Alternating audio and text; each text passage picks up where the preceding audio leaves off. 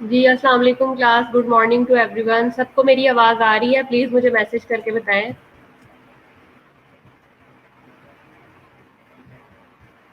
सबको आवाज़ आ रही है? फिर हम स्टार्ट करें। आज हमारा जो लेक्चर है वो पहला लेक्चर है आपका हेल्थ असेसमेंट का।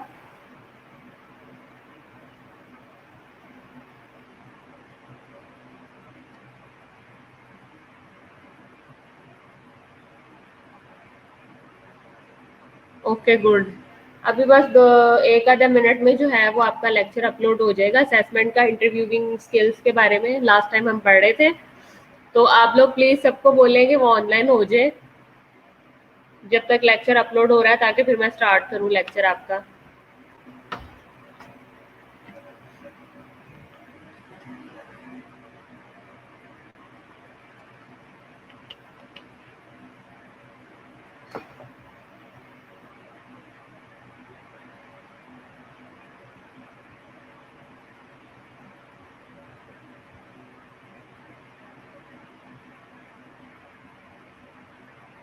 ओके, हमारी थी interviewing skills and health history के बारे में हम पढ़ रहे थे कि इंटरव्यू किस तरह लेते हैं, हेल्थ हिस्ट्री कैसे करते हैं। हमने ऑब्जेक्टिव्स भी पढ़ लिए थे, इसके पर्पस ऑफ इंटरव्यूइंग भी पढ़ लिया था। ये हमने पढ़ा था ना क्लास? हाँ जी, जेनिफर बताएं हमने कहाँ से स्टार्ट लेना है आज?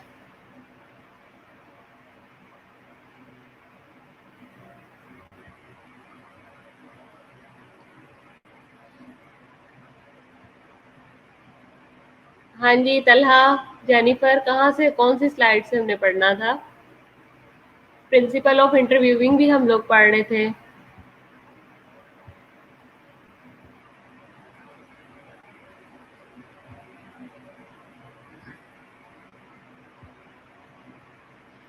कहाँ से स्टार्ट करना है ये बताएं।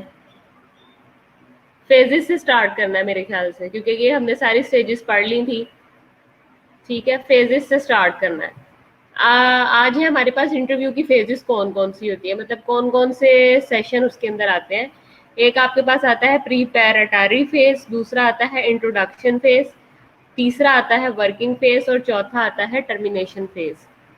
प्रीपैरेटरी फेज ऑफ इंटरव्यू कहता है before initiating the interview the nurse prepares to meet the patient by reading current and past records and reports. ठीक है, प्रीपैरेटरी फेज के अंदर क्या होती है कि उसमें पेशेंट के जितना भी पुराना रिकॉर्ड होता है, उसकी कोई पुरानी सर्जरी हुई हुई है, कोई पुराना उसका ब्लड प्रेशर का मसला है, शुगर का मसला है, किसी भी किस्म का कोई मसला है, तो वो सारा का सारा उठा के जो है वो उसको देखा जाता है कि इसकी पुरानी हिस्ट्री क्या कहती है।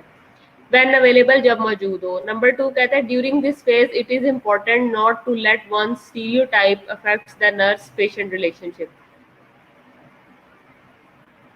कहता है इस फेज के अंदर जो है वो किसी भी किस्म की बनावटी बात नहीं करनी चाहिए, क्योंकि ये एक बड़ा क्रूशल और इम्पॉर्टेंट फेज होता है, क्योंकि इसमें हम उसकी सारी प्रीवियस हिस्ट्री के बारे में, डिजीज हिस्ट्री के बारे में जान रहे होते हैं। और अगर कोई इस किस्म का मसला हो, क्या है कि कोई किसी किस्म की कोई स्टीरियोटाइपिंग हो जाती है, ये किसी किस्म का कोई झगड़ा या कह लें कि इम्बॉलिश करके बात बताई जाती है, तो वो बेहतर नहीं होती। ठीक है, लिहाजा कहता है कि इस फेज के अंदर कम से कम आपको स्टीरियोटाइपिंग से जो है वो अवॉइड करना चाहिए। उसके बाद कहता है professional nurses learn to approach patients with open mind and to be sensitive to the human needs under that underlie diverse behaviour. ठीक है, अब जो प्रोफेशनल नर्सेज होती हैं वो क्या करती हैं कि वो पेशेंट के साथ ओपन माइंडेड क्वेश्चन रखती हैं। ठीक है, और उन टॉपिक से वो सेंसिटिव रहती हैं, या उन टॉपिक को वो सेंसिटाइज कर देती हैं जिनकी ह्यूमन नेचर के अंदर ज़रूरत फॉर एग्जांपल नहीं होती। ठीक है, या कह लें कि कुछ इस किस्म के सवालात जो कि उनके कल्चरल पॉइंट ऑफ व्यू से डाइवर्सिटी रखते हो। मिसाल के तौर पे कुछ लोगों के कल्चर में ओपनली बात करना मुनासिब समझा जाता है, लेकिन बाज़ लोगों के कल्चर के अंदर जो है वो ओपनली बात करना मुनासिब नहीं समझा जाता, उसको मायूब समझा जाता है। ठीक है, तो इस पॉइंट ऑफ व्यू से वो क्या कहते हैं कि वो कहते हैं कि नहीं, कि मतलब ये तो हमारे कल्चर के बिल्कुल बियॉन्ड जा रहा है, डाइवर्सिटी शो कर रहा है। लिहाजा इस सिचुएशन के अंदर क्या होता है कि आपको बड़ा ही सेंसर्ड रह के जो है वो क्वेश्चन करना पड़ता है, या बड़ा ही सेंसर्ड रह के आपको जो है वो पेशेंट से हिस्ट्री लेनी पड़ती है। ठीक है,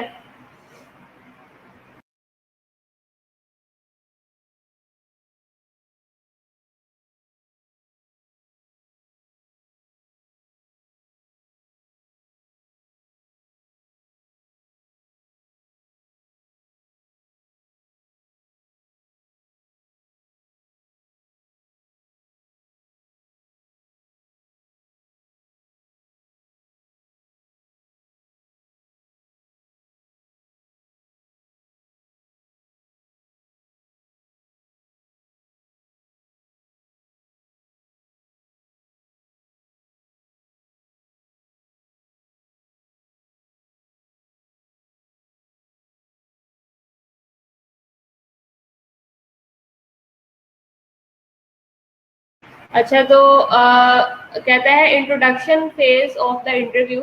the interviews introduction is crucial because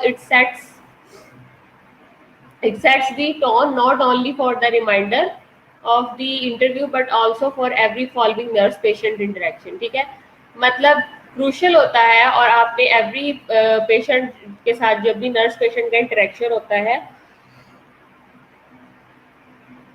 तो उसमें सबसे पहले आता है इंट्रोडक्शन है. जैसे अब आप लोग हैं, आप लोग किसी के घर जाते हैं, किसी भी नॉन पर्सन या अननोन पर्सन से मिलते हैं, तो सबसे पहले आप क्या करते हैं? सबसे पहले आप उसको अपना इंट्रोडक्शन करवाते हैं. ठीक है, so at the end of this phase of the interview the patient should know the name of the primary nurse.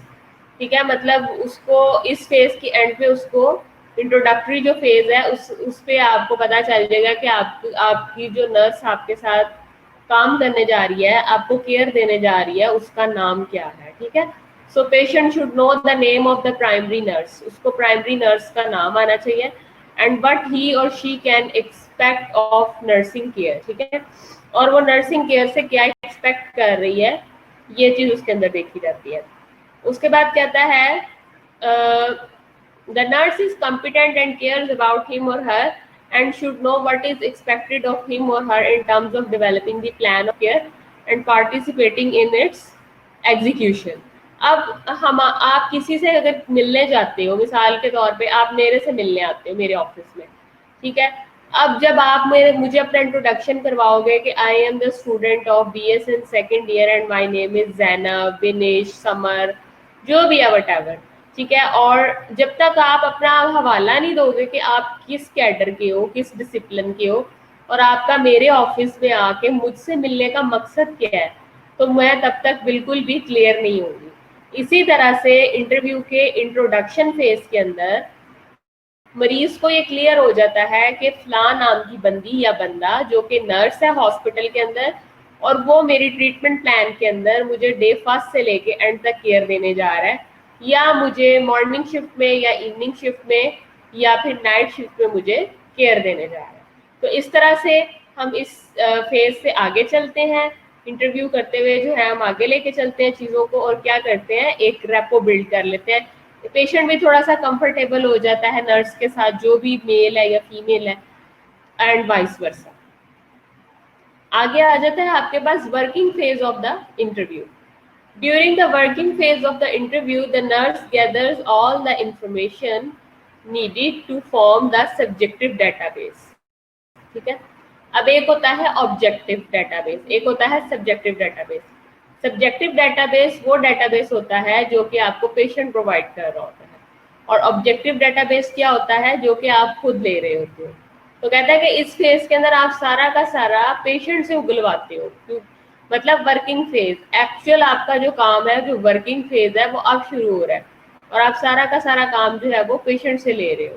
उसके बाद कहता है the accuracy, completeness and relevance of the database depends on the nurses use of interviewing and basic communication techniques. ठीक है, और major जो इसमें accuracy है, कंप्लीटनेस है या रेलिवेंस है डेटाबेस की, वो किस पे डिपेंड करती है, वो नर्सिस के इंटरव्यू और बेसिक कम्युनिकेशन टेक्निक पे डिपेंड करती है कि आप कितने अच्छे से बोल रहे हो.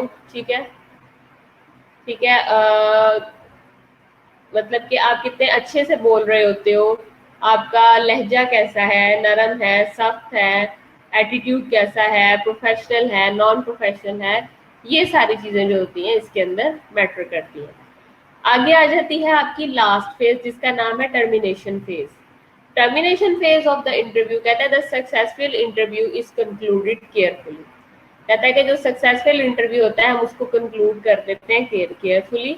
Patient should be advise that the interview is to be an end. ठीक है, और पेशेंट को भी पता चल रहा होता है हमारी बातों से और हमारी हिस्ट्री टेकिंग से, हमारे लहजे से, कि we are going to end our talk. ठीक है, so it is helpful to recapitulate the interview highlighting key points. हम की पॉइंट्स को हाईलाइट कर लेते हैं, रिकैप्चुलेट कर लेते हैं. both the patient and the nurse should be satisfied that the important data are recorded. so both patient और जो आपकी नर्सेज हैं वो क्या हो जाती है, वो सेटिस्फाइड हो जाती है, यानी कि दोनों आपस में सेटिस्फाइड हो जाते हैं कि जो इम्पोर्टेंट डाटा जो है वो रिकॉर्ड किया जा रहा है और इम्पोर्टेंट डाटा इस हवाले से जो है वो लिया जा चुका है, बोथ नर्सेज एंड पेशेंट्स। आगे आता है a helpful strategy is to ask the patient after the summary. ठीक है, एक हेल्पफुल स्ट्रेटजी ये है कि आप क्या करते हो, आप पेशेंट से समरी लेते हो, जो भी आपने ट्रीटमेंट प्लान, एक प्लान जो है वो आपने प्लान किया हुआ है ट्रीटमेंट से रिलेटेड, उस सारे की आप समरी बनाते हो और आप पेशेंट को वेव करते हो और उससे आप क्या लेते हो, फीडबैक लेते हो। मिसाल के तौर पे, is there anything else you would like us to know that will help us plan of your care. ठीक है, मतलब कोई ऐसी बात जो उसने नहीं बताई, जो हमें नहीं पता उसके प्लान ऑफ केयर के अंदर, तो हम क्या करते हैं, हम कहते हैं कि आप वो भी हमें बताएं ताकि हम अकॉर्डिंगली आपका प्लान जो है वो रेडी करें। This gives the patient an opportunity to add data the nurse did not think to include। ठीक है, और इस किस्म की स्टेटमेंट जो कि पेशेंट ने हाइड की हुई है या बताना भूल गया है, या उस वक्त का जो बात का मौजू का उन्वान था वो नहीं था तो चेंज हो गया, तो ये चीज़ नर्स को क्या करती है, ये चीज़ नर्स को इस काबिल बनाती है कि वो जो चीज़ डेटे में मिस हो गई थी वो उसको ऐड ऑन करके उस इंटरव्यू का हिस्सा बना लें। ठीक है, आगे आ जाता है obtaining and recording a client health history. मतलब हम क्लाइंट की हेल्थ हिस्ट्री कैसे लेते हैं। तो phases of taking health history, 2 phase है। ठीक है, पहले हम बात कर रहे थे इंटरव्यू की। इंटरव्यू की हमने 4 फेजेस पढ़ी, इसमें प्रीपरेटरी फेज आ जाता है, इंट्रोडक्शन फेज आ जाती है, ठीक है, वर्किंग फेज आ जाती है और टर्मिनेशन फेज आ जाती है। ये फेजेस अक्सर यूएचएस के पेपर में भी पूछी जाएंगी, एग्जाम्स में भी पूछी जाएंगी, वाइवा में भी पूछी जाएंगी। आगे नेक्स्ट आ जाता है obtaining and recording a client health history, के क्लाइंट की हेल्थ हिस्ट्री को आपने कैसे रिकॉर्ड करना है। तो सबसे पहले आ जाता है आपका phases of taking health history, मतलब वो कौन सी फेजेस है जिनमें आप हेल्थ हिस्ट्री ले सकते हैं। तो वो 2 फेजेस है, एक है आपकी इंटरव्यू फेज और दूसरी है रिकॉर्डिंग फेज। मिसाल के तौर पे आपने इंटरव्यू ले लिया, लेकिन आपके पास क्या सबूत है कि आपने इंटरव्यू लिया। कल को पेशेंट अनकॉन्शियस भी हो सकता है, कोमाटोज भी हो सकता है, वो कैसे पता चलेगा, क्या प्रूव है। सो इस मकसद के लिए हमने जो दूसरी फेज रखी है वो हमने रिकॉर्डिंग फेज रखी है। ठीक है, आगे आ जाता है guidelines for taking nursing history, के नर्सिंग हिस्ट्री हम कैसे लेते हैं। सबसे पहले तो private, comfortable and quite environment. ठीक है, एक प्राइवेट मतलब जहाँ पे किसी का आना जाना ना हो, इररेलेवेंट बंदों का, ठीक है, धूप में बिठा के पेशेंट को डेटा ले रहे हो, या सख्त सर्दी में उसको गीली घास पे बिठा के डेटा ले रहे हो, इस तरह से नहीं। ठीक है, कंफर्टेबल इन्वायरमेंट होना चाहिए और खामोशी होनी चाहिए। ठीक है, क्योंकि डिस्ट्रैक्शन जो है वो नॉइस की हो, भले किसी भी चीज़ की हो, वो आपकी कंसंट्रेशन को डाइवर्ट कर देगी। So allow the client to state the problem and expectations for the interview. और आपने क्लाइंट को इतनी स्पेस देनी है, इतना कंफर्टेबल जोन देना है कि वो अपनी बात को बोलना शुरू करे। ठीक है, वो अपनी बात को स्पीक करना शुरू करे। सही है, आपने क्लाइंट को इतना ज़्यादा स्पेस प्रोवाइड करनी है। ठीक है, उसके बाद Orient the client the structure, purpose and expectation of the history. और आपने बड़े ही जेंटली और अच्छे अंदाज से और अपनी पर्सनैलिटी, अपने किरदार, अपनी जुबान, अपने इखलाक से उसको ये प्रूव करके दिखाना है, उसको ये रियलाइज करवाना है, उसको इस चीज़ से ओरिएंटेशन देनी है कि what is the purpose, expectation and structure of the history. क्यों लेने जा रहे हैं, मकसद क्या है, बेसिक्स क्या है, आपको मुझसे क्या उम्मीद है, मुझे आपसे क्या उम्मीदें वाबस्ता है। ठीक है, ये सारी चीज़ें देखनी है। Communicate and negotiate priorities with the client. ठीक है, उसके बाद बातों ही बातों में आपको पता चल जाएगा कि क्लाइंट की प्रायोरिटीज क्या हैं और आप उसको किस लेवल पे जाके केयर देना चाह रहे हैं। ठीक है, आप दोनों एक दूसरे की प्रायोरिटीज को अंडरस्टैंड कर लेते हैं, तो this is very important. Listen more than talk. ठीक है, अब जैसे आप लोग मुझे हैं, मेरा ख्याल उतना आप बोलते नहीं जितना आप मुझे गौर से सुनते हैं, तो वो ज़्यादा जल्दी चीज़ें एब्जॉर्ब होती हैं। जिस कम्युनिकेशन में लिसनिंग ज़्यादा होती है टॉकिंग से, उसमें ऑडियंस का नॉलेज ज़्यादा होता है। क्यों? क्योंकि उनको एनर्जी लगा के बोलना कम पड़ता है, और दूसरी तरफ से जो आपका स्पीकर होता है वो एनर्जी लगा के आपको नॉलेज वेव कर रहा होता है। उसके बाद कहते हैं ऑब्जर्व नॉन वर्बल कम्युनिकेशन, ठीक है, for example body language, voice tone and appearance, ठीक है। अब इस वक्त आप अगर मुझे ऑब्जर्व कर रहे हो, मेरा लेक्चर ले रहे हो, तो you can not see my picture, you can only जज myself with my verbal communication, मेरी वॉइस टोन से, ठीक है, बॉडी लैंग्वेज भी आप मेरी नहीं देख रहे, मेरी अपीयरेंस भी नहीं देख रहे, तो सिंपल आप मेरी वॉइस टोन से मुझे जज कर रहे हो कि मैं कैसा पढ़ा रही हूँ या मैं कैसी दिख रही हूँ, ठीक है, एक अज्यूम कर रहे हो। इसी तरह से जब हम पेशेंट से बात करते हैं तो हम क्या करते हैं, हम उसकी बॉडी लैंग्वेज से, उसकी वॉइस टोन से और उसकी फिजिकल अपीयरेंस से हम पता चला लेते हैं कि हाउ मच ही और she is interested in giving history और इन टेकिंग हिस्ट्री, ठीक है। So review information about past health history, ठीक है, before starting interview. Interview start करने से पहले कुछ जो बेसिक सवाल हैं जो कि वाकई ज़रूरी हैं, वो हम उससे उसकी पास्ट हेल्थ हिस्ट्री के बारे में बात कर लेते हैं कि पहले तो कभी दिल का दौरा नहीं पड़ा, पहले तो कभी इंजाइना, ब्लड प्रेशर, शुगर, जोड़ों का मसला तो नहीं है, like question like a that, ठीक है। उसके बाद balance between allowing a client to talk, ठीक है, in an unstructured manner and need to structure requested information, ठीक है। अब आपने क्या किया, जाते सार ये नहीं पूछ देना आपको शुगर तो नहीं है, आपको ब्लड प्रेशर तो नहीं है, ठीक है, आपकी कोई ऑपरेशन तो नहीं हुआ हुआ, मतलब पहले बात आपने शुरू करनी है अनस्ट्रक्चर्ड मैनर से।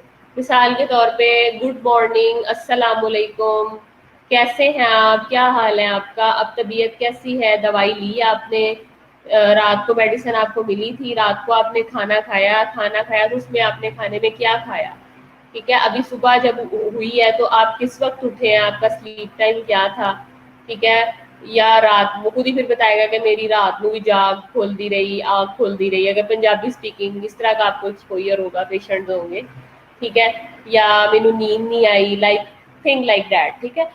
सारे उर्दू स्पीकिंग तो नहीं होते, मोस्टली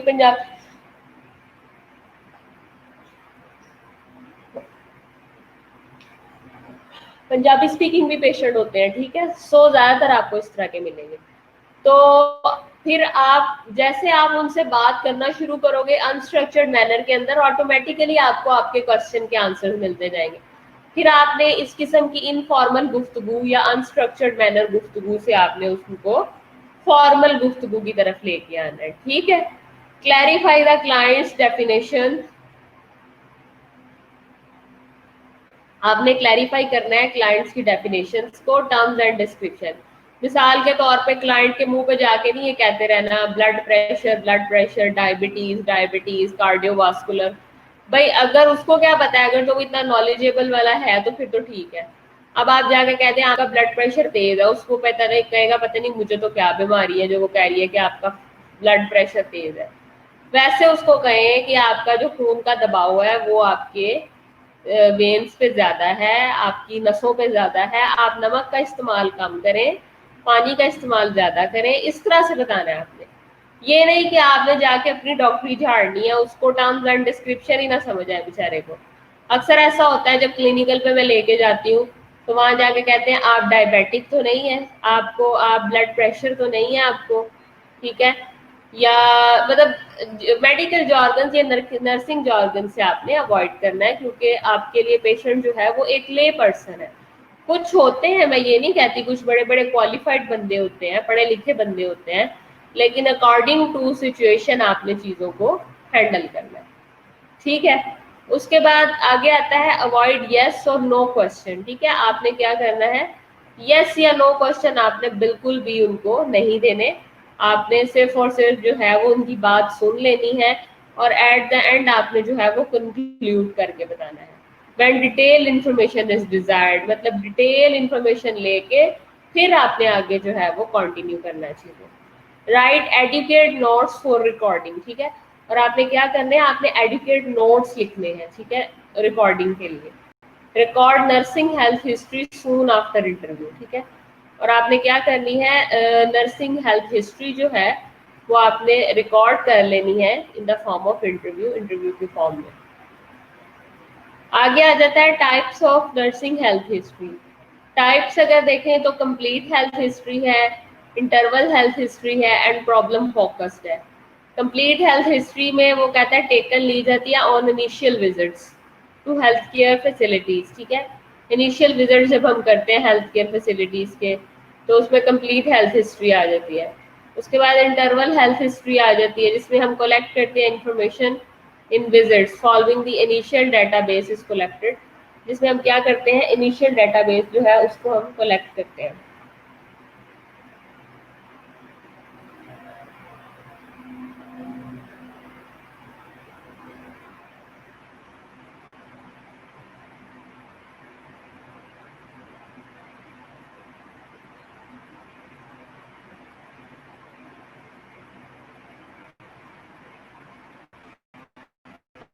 आगे आपके पास आ जाती है problem focused health history. Problem focused health history में आप क्या करते हो, स्पेसिफिक प्रॉब्लम से रिलेटेड जो है वो आप डाटा को कलेक्ट करते हो कि स्पेसिफिक प्रॉब्लम्स क्या क्या हो सकती हैं।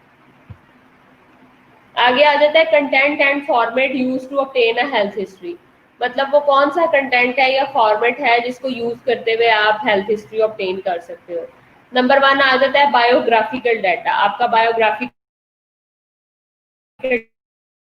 डाटा आ जाता है। फिर उसके बाद आ जाता है आपके पास रीजन फॉर सीकिंग केयर, ठीक है, आप वजह बताते हो कि रीजन क्या है केयर को हासिल करने की।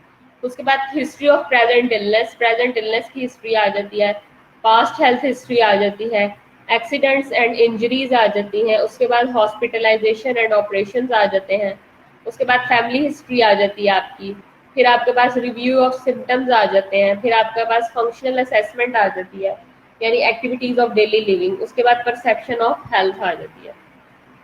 आगे आ जाता है आपके पास बायोग्राफिकल डाटा। बायोग्राफिकल डाटा के अंदर आपका पेशेंट का फुल नेम, उसका एड्रेस, उसका टेलीफोन नंबर और उसका परमानेंट कॉन्टेक्ट जो है क्लाइंट का वो आ जाता है।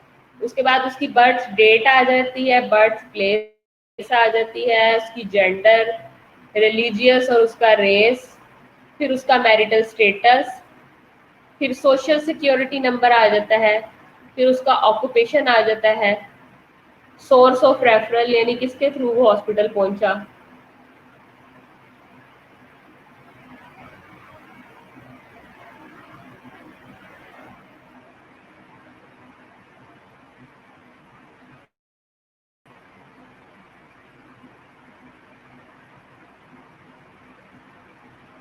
फिर usual source of health care आ जाता है आपका,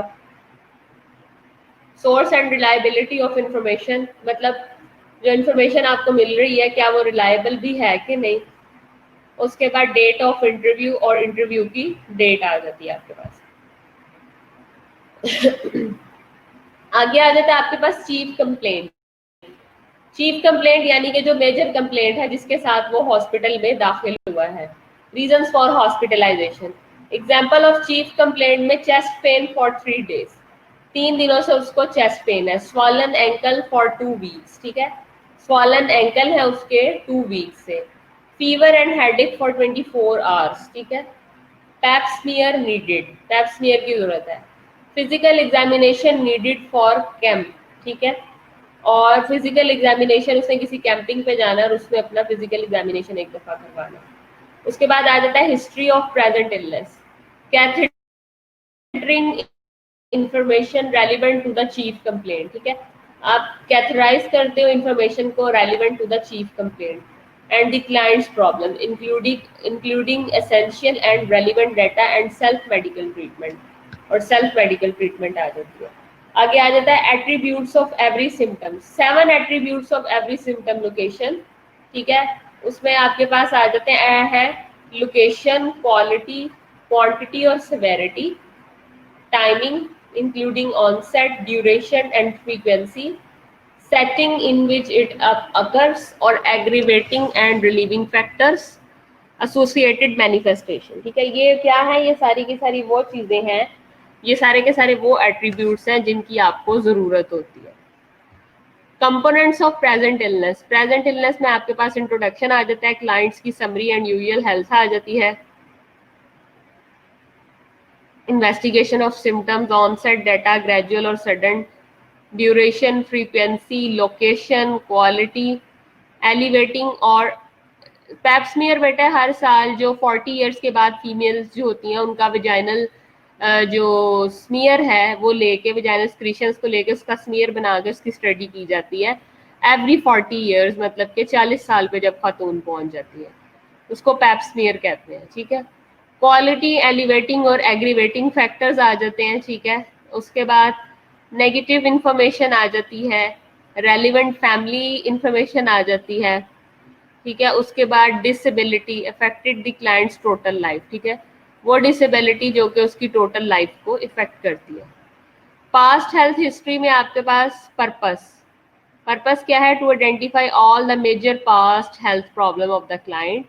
इसमें आपकी चाइल्डहुड इलनेस आ जाती है, हिस्ट्री ऑफ रिमेटिक फीवर आ जाता है, history of accident and disabling injuries आ जाती है। ठीक है, हिस्ट्री ऑफ हॉस्पिटलाइजेशन यानी time of admission, date, complaint, discharge, diagnosis, follow up care. ठीक है, मतलब वो सारी की सारी फॉर्मेलिटीज जो कि हॉस्पिटल के अंदर होती हैं एडमिशन से लेके फॉलो अप तक और डिस्चार्ज तक, वो सारी की सारी।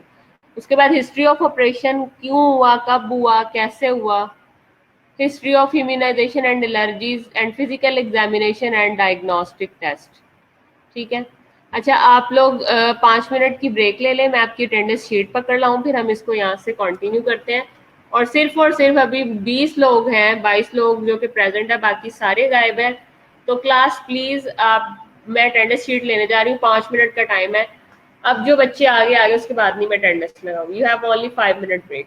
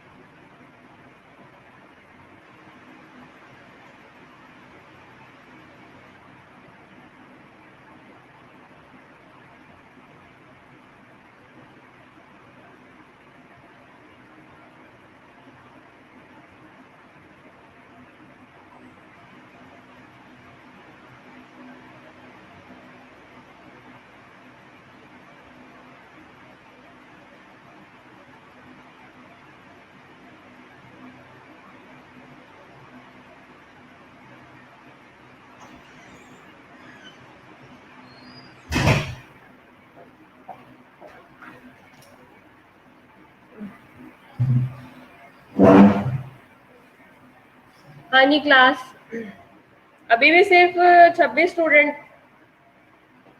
बल्कि 22-23 ही प्रेजेंट हुए हैं। बहुत बुरी बात है।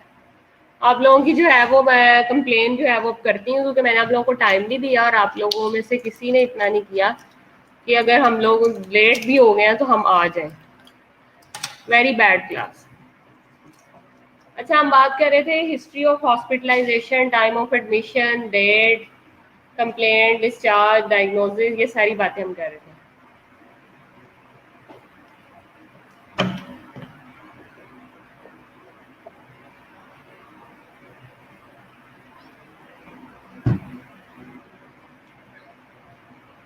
History of operation, immunization, allergies,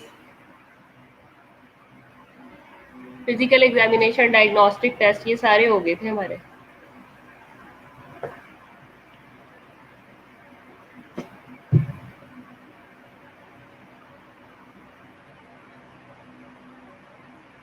family history में आ जाता है the purpose to learn about the general health of the client, blood relative, spouse and children, and to identify any illness of the environmental genetics.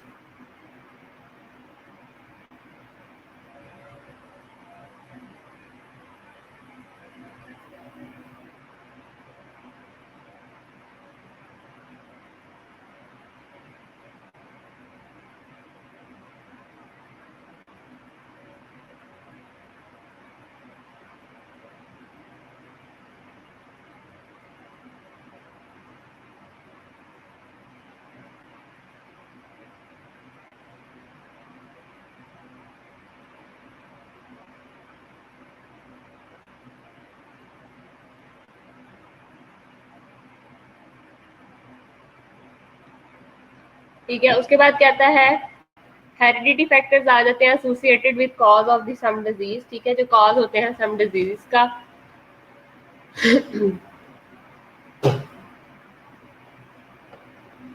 Strong family history आ जाती है आपके पास of certain problem. ठीक है, health of the family member की health आ जाती है, मेटरनल पेरेंट्स, ठीक है, सिबलिंग्स, आंट्स, अंकल। ठीक है, मतलब आप जब हिस्ट्री चेक करते हो तो सारे लोगों की चेक करते हो, मतलब जितने भी रिलेटेड लोग होते हैं, वो चाहे पेरेंट्स हैं, चाहे वो आंटी अंकल है, चचा ताया, हर चीज। Cause of death of family member, ठीक है, मतलब डेथ की कॉज क्या है मोस्टली फैमिली के अंदर। मिसाल के तौर पे बाद लोगों को कार्डियोवास्कुलर कार्डिक अरेस्ट के साथ होती है, बाज की कार्डियोमायोपैथीज के साथ होती है, बाज की जो है वो और डिजीजेज हो सकती हैं। ठीक है, लिहाजा ये पूछना जरूरी है कि मतलब जिस वो करंट कंडीशन या सिचुएशन के साथ आया, क्या उसको वो मसला तो नहीं है। आगे आ जाता है environmental history. Environmental history purpose क्या है? To gather information about surroundings of the client. ठीक है, including physical, physiological, social environment and presence of hazards, pollutants and safety measures. ठीक है, उसमें कुछ भी हो सकता है, हैजर्ड्स भी हो सकता है, पोल्यूटेंट्स भी हो सकते हैं और सेफ्टी मेजर्स भी हो सकते हैं कि हम क्या सेफ्टी जो है वो अपने क्लाइंट को दे सकते हैं। करंट हेल्थ इंफॉर्मेशन में the purpose is to record major current health related information. Allergies है जैसे environmental injection, drug, others. Habit में आपके पास अल्कोहल, टोबैको, ड्रग, कैफीन आ जाती है। मेडिसिन अगर वो ले रहा है घर पे किसी भी किस्म की, डॉक्टर ने बताई है या खुद से वो ले रहा है, सेल्फ प्रेस्क्रिप्शन है। एक्सरसाइज अगर कर रहा है तो उसका पैटर्न क्या है, स्लीप पैटर्न क्या है, डेली कितने घंटे वो सोता है, 6 घंटे, 7 घंटे, 9 घंटे। ठीक है, लाइफ पैटर्न क्या है, सेडेंट्री है या एक्टिव है। सही है। रिव्यू ऑफ सिस्टम ROS कहता है collection of data about the past and present of each of the client symptoms. ठीक है, हम लोग क्या कहते हैं, डाटा को गैदर करते हैं पास्ट और प्रेजेंट ईच जो भी सिचुएशन है उसके अंदर। उसके बाद आ जाता है review of the client's physical, sociologic and physiological health status, may identify hidden problems and provides an opportunity to indicate client strength and liabilities। ठीक है, उसके बाद आप क्या चेक करते हो, क्लाइंट की physical, sociological and physiological health status जो कि हिडन होती हैं। ठीक है, और वो प्रोवाइड करती हैं opportunity to indicates client strength and liabilities. उसके बाद आपके पास न्यूट्रिशनल हेल्थ हिस्ट्री आ जाती है।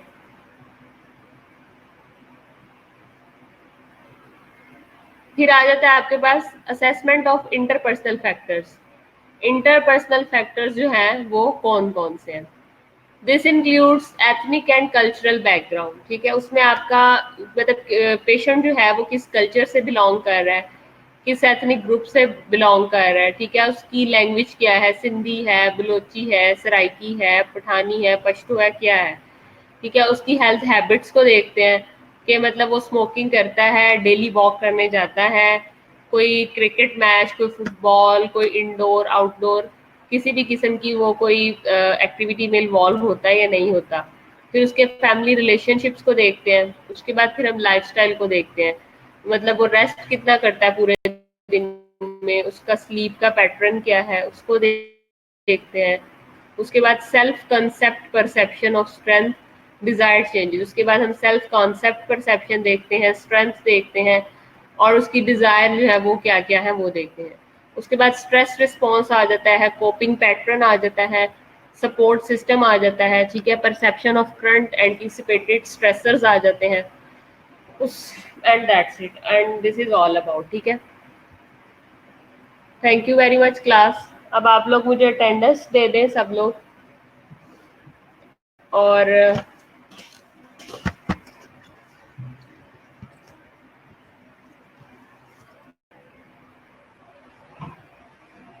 अभी भी सिर्फ, अब जब मैं मार्क करने लगी हूँ तो सिर्फ 26 लोग या 25 लोग जो हैं वो नजर आ रहे हैं मुझे।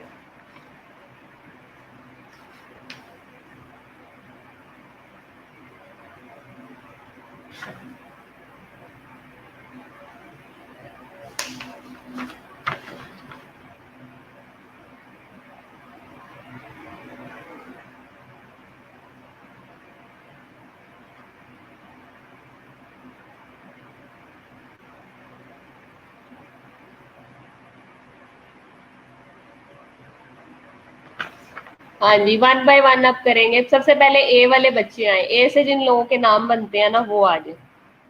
ए वाले बच्चे अगर 1 मिनट में आ गए तो मैं उनकी लगा दूंगी, बाकी किसी की नहीं लगाऊंगी। ए, जिनका नाम ए से बनता है। अच्छा, कोई भी नहीं है ए से, चलें ठीक है।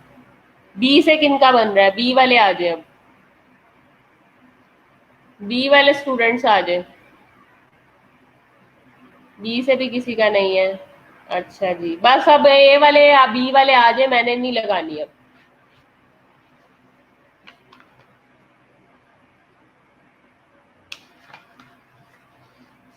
अच्छा, बी वाले बिनिश नहीं है।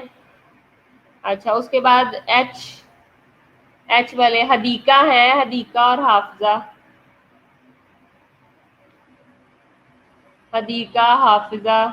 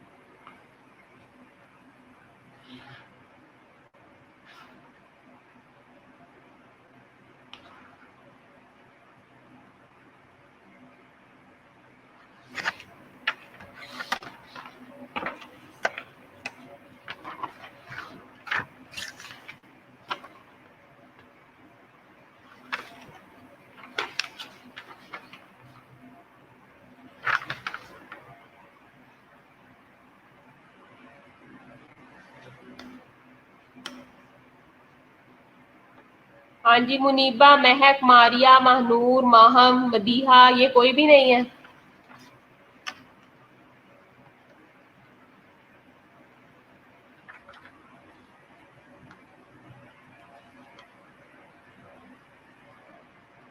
जिनके मैंने नाम लिए हैं वो नहीं है। मदीहा, माहम, महनूर, मारिया, महक, मुनीबा, जन्नत, आयशा, अरूज।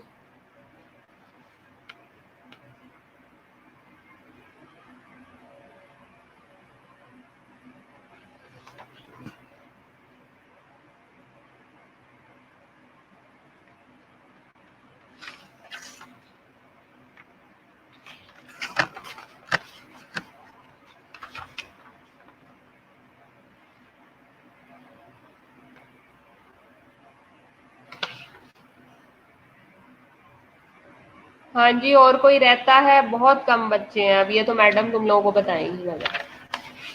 तुम लोगों को मैंने पास नहीं करना है हेल्थ असेसमेंट में।